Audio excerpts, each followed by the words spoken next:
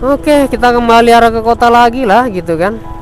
Karena tadi itu ada sedikit masalah tadi. Bocah-bocah nggak jelas, biasa lah. Penting nengok ya. Oke. Assalamualaikum warahmatullahi wabarakatuh. Apa kabar kawan-kawan semua? Berjumpa kembali di channel Hijrawan Rinaldi.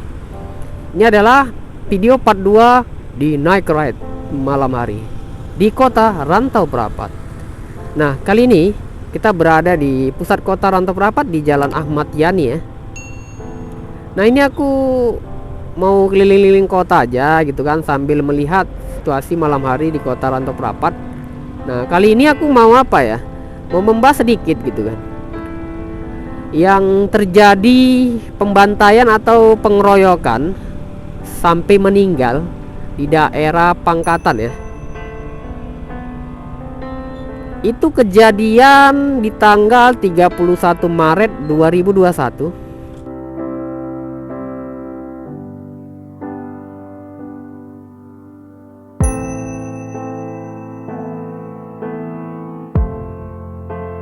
Tepatnya ya jam-jam 12 malam gitulah, dini hari lah kalau nggak salah. Nah, itu apa ya, itu memang nggak di daerah kota Rantau ini, di apa sana, kecamatan Pangkatan namanya, di arah Eknabara. Kemarin lah kita yang ada vlog kita yang ke Pangkatan itu, sempat ku lalui jalannya itu. Katanya sih apa ya, dia ngantar ceweknya gitulah. Ini anak muda, dia kan orang Eknabara, orang Pondok Batu kan. Dia ngantar ceweknya pulang gitu kan di daerah Pangkatan 10. Dia bareng sama temannya gitu kan. Orang itu dua kereta, yang satu naik Verza katanya, satu lagi naik Scoopy. Yang naik Scoopy ini gonceng temen ceweknya, entah itu pacarnya entah temennya, nggak tahu lah kita kan.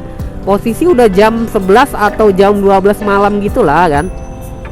Kemudian mereka masuk ke Pangkatan 10 itu kan. Kemudian tiba-tiba mereka jumpa kelompok anak muda gitu yang lagi duduk-duduk gitu kan, nongkrong-nongkrong tengah malam, nggak jelas gitu kan. Nggak tahu lah kan, sama-sama nggak jelas sih sebenarnya kan. Dia juga udah malam baru ngantar cewek gitu kan, nggak lazim lah gitu kan, rawan kejahatan. Apalagi daerah Pangkatan itu bisa kalian lihat lah, kalau siang hari aja jalanannya kayak gitu nggak ada lampu, gimana kalau malam hari pasti itu parah kali gelapnya, benar-benar gelap. Nah, jadi singkat cerita ya kan, mereka ketemu sama anak muda gitu kan, anak muda yang lagi nongkrong-nongkrong di pinggir jalan lah, di kampung dia lah gitu kan. Rame nih, ada sekitar 10 orang lah kalau saya nggak salah dengar ya gitu kan. Jadi tiba-tiba anak muda ini apa kan, negur gitulah ke mereka bertiga ini, yang laki-laki berdua yang bawa ceweknya inilah, yang nganterin ceweknya kan. Dibilangnya woi katanya gitu. Ini aku nggak tahu cerita lengkapnya ya, aku taunya dari teman, dari berita juga ya kan. Pastinya kayak mana ya bisa kalian tanya keluarganya lah, sama saksi matanya teman si kawan ini gitu kan. Inisialnya D kalau nggak salah, D atau H sih gitulah. Masih muda sih laki-laki yang kena keroyok sampai meninggal ini, masih muda banget lah. Jadi ya umurnya sekitar 16 tahun katanya sih, baru tamat SMP, baru mau masuk SMA gitulah. Nah, jadi ya itu tadi singkat cerita, saya lanjutin lagi lah cerita tadi kan. Panggilnya sama anak-anak muda itulah, woi katanya gitu kan. Rupanya datang si kawan yang cewek ini, menyautin lah ibaratnya, dibilangnya apa woi katanya gitu juga kan. Jadi mungkin tak senang lah aku rasa orang-orang ini, yang anak-anak muda situ tadi. Udah lanjut cerita, ini mereka ngantar kan, yang laki-laki tadi orang Pondok Batu ini sama kawannya ngantar si cewek inilah pulang ke rumah. Sudah sampai rumah ya kan, baru mereka balik ya kan, balik mau arah ke Eknabara lagi. Begitu sampai tempat yang tadi itu, mereka kayak diikuti gitu kan, kayak diikuti sama orang itu, yang anak-anak muda tadi itu, sempat yang apalah saut-sautan omongan kan. Udah diikuti, kemungkinan yang siapa ini, yang naik Perza ini temannya itu sadar bahwasanya diikuti. Jadi dia agak balap kencang dia kan. Datang si kawan yang naik Scoopy nggak tahu ya kan, diikuti.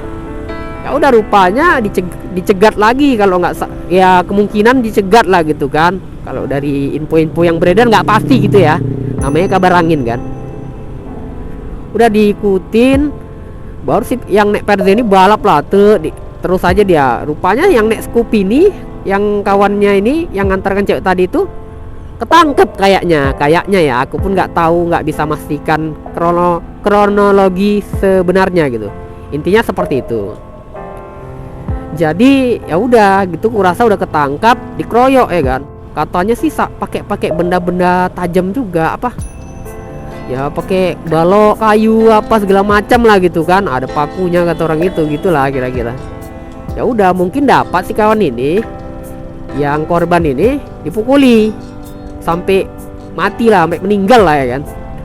Udah dipukulin di simpang apa deh katanya, dipukuli di simpang PKS, simpang Pangkatan 10 itulah. Oke, kemudian ya kan, kalau katanya itu korban dibawa, terus korban itu dibuat seolah-olah kecelakaan gitu kan. Jadi keretanya dibawa sama korban yang udah meninggal, mungkin dibawa ke arah lewat perkebunan Pangkatan yang kulewati kemarin, yang ada perumahan-perumahannya. Dia agak kesini, udah mau arah ke apa sih, udah mau ke arah Eknabaranya lah. Jadi diletakkan gitu katanya, diletakkan korban itu di tengah jalan, sama keretanya dicampakkan lah di tengah jalan itu. Jadi seolah-olah gitu kan, seolah-olah bahwasanya dia habis kecelakaan, tabrak lari gitulah. Cuma kalau dari saksi atau orang yang lihat di situ, ada juga di situ supir truk yang nampak katanya. Makanya kalau saranku sih itu supir truknya juga harus jadi saksi sama temennya, yang teman si korban kan, biar tahu kronologis sebenarnya gitu. Jadi lanjut cerita, korban ini diletakkan di tengah jalan dan keretanya juga diletakkan gitulah, agak di pinggir gitu. Tapi anehnya tidak ada rusak di kendaraan si korban.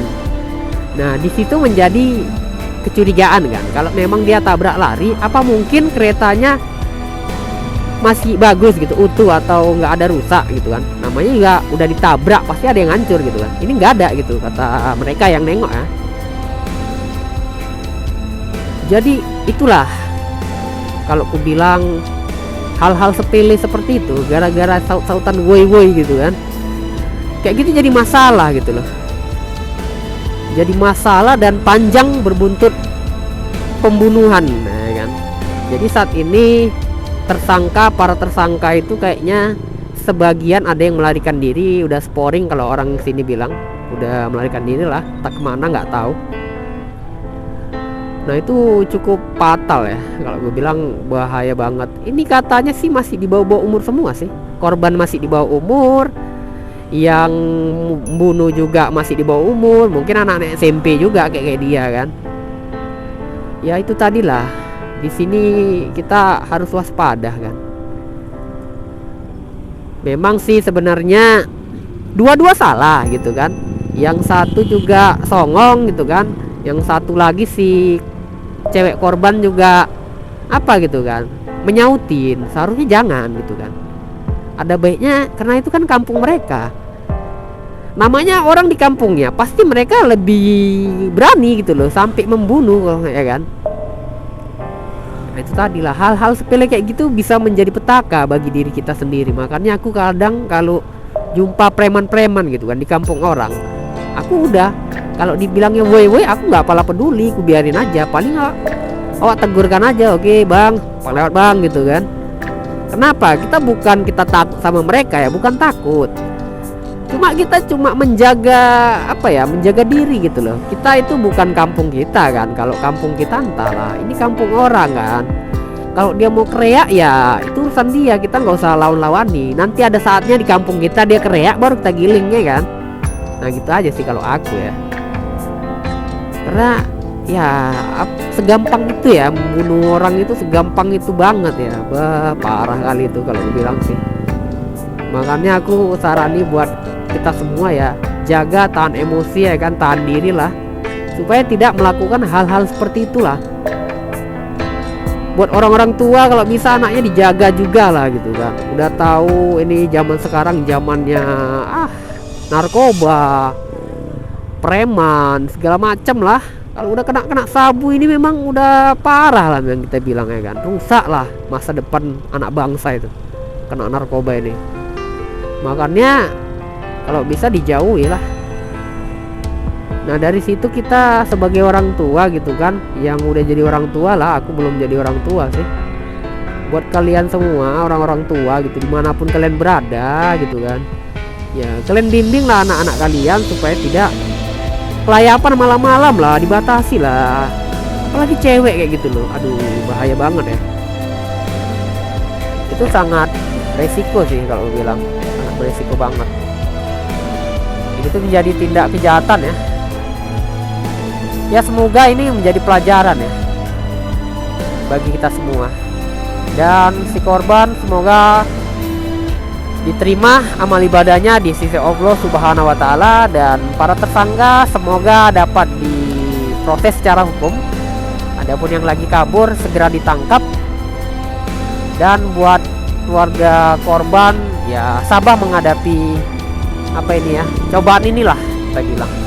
Kita nggak ada yang mau hal ini terjadi, cuma ya bagaimana lagi kan, semua sudah terlanjur terjadi gitu kan, ya udahlah, mana lagi kita bilang.